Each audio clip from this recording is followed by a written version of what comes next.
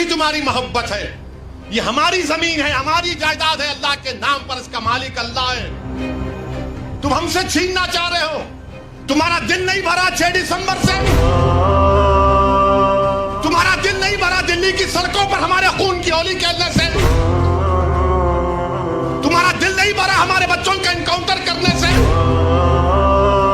तुम्हारा दिल नहीं भरा बुलडोजरों से हमारे घरों को तोड़ने से? तुम्हारा दिल नहीं भरा हमारे बच्चों के सरों से हिजाब खींचने से?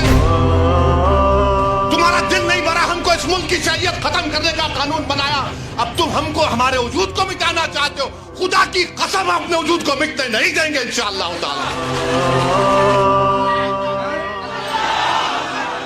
मेरे अजीज दोस्तों और बुजुर्गों, मेरी आपसे दबन गुजारिश है कि महाराष्ट्र के असेंबली इंतखाबात आने वाले हैं। मैं आपसे अपील कर रहा हूं, जो लोग वक्फ की जायदादों को बर्बाद करने आ रहे हैं, आप और हम मिलकर उनको इंशाअल्लाह बर्बाद कर देंगे सियासी तौर पर।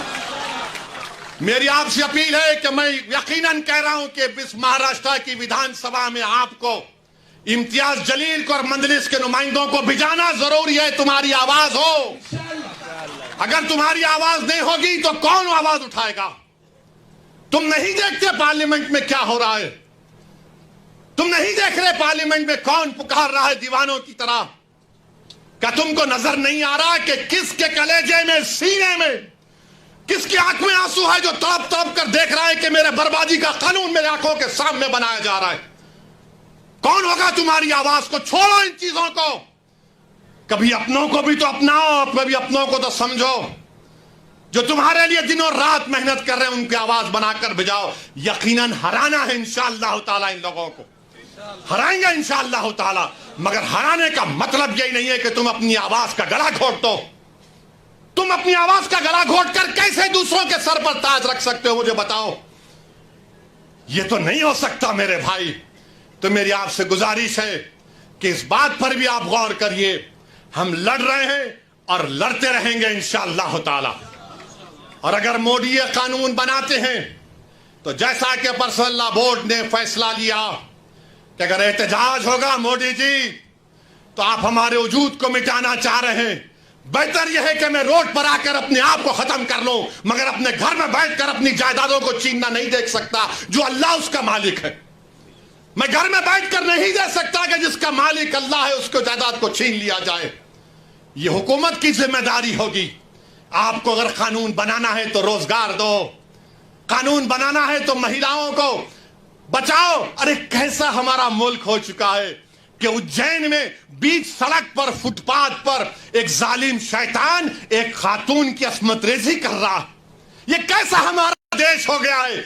यह गांधी का मुल्क, यह आजाद का मुल्क, अंबेडकर का मुल्क, कि वो उसका वीडियो निकाल रहा है अस्मत रेजी का। यह कैसा हमारा वतन हो गया है जब हमने अंग्रेजों से खंदा मिलाकर जलियांवाला बाग में अपनी जानों को दे दिया। हमने काला पानी की सजाएं हमारे हिंदू भाइयों के साथ काटी। आज एक अशरफ मुनियार को ट्रेन के डब्बे में पीटा जाता है तो कोई उफ नहीं बोलने तैयार। बचाना तो छोड़ो, कोई उफ बोलने के लिए तैयार नहीं है। याद रखो, जब आप अपनी लड़ाई नहीं लड़ेंगे कोई तुम्हारी लड़ाई नहीं लड़ेगा। तुम्हारी लड़ाई तुमको लड़ना पड़ेगा। तुम 70 साल से सोच सोच कर धोखा खा चुके हो कि कोई और हमारी लड़ाई लड़ेगा। नहीं मेरे भाई, तारीख में अगर नाम लिखा जाना है तो यह वक्त है अपनी लड़ाई लड़ने का। यही वक्त है अपने वोट से अपने नुमाइंदों को औरंगाबाद से भिजाने का। तो मेरी आप तमाम से गुजारिश है कि आप पर्सनल लॉ बोर्ड ने जो आपके सामने बात कही है, आप ज्वाइंट वर्किंग कमेटी को अपने एतराजात, अपना प्रोटेस्ट ईमेल और पोस्ट के जरिए भिजाइए। 15 सितंबर आखिरी तारीख है और अल्लाह से कसरत से दुआ करिए कि परवरदिगार तू हमको जिंदा रख कर ये नजारे मत दिखा कि हमारी जमीनें जिसका तू मालिक हमसे छीन ली जाए। अल्लाह से हम गिड़गिड़ा कर सरबसूर होए, से गिड़गिड़ा कर भीख मांगे, इत्तेहाद पैदा करिए।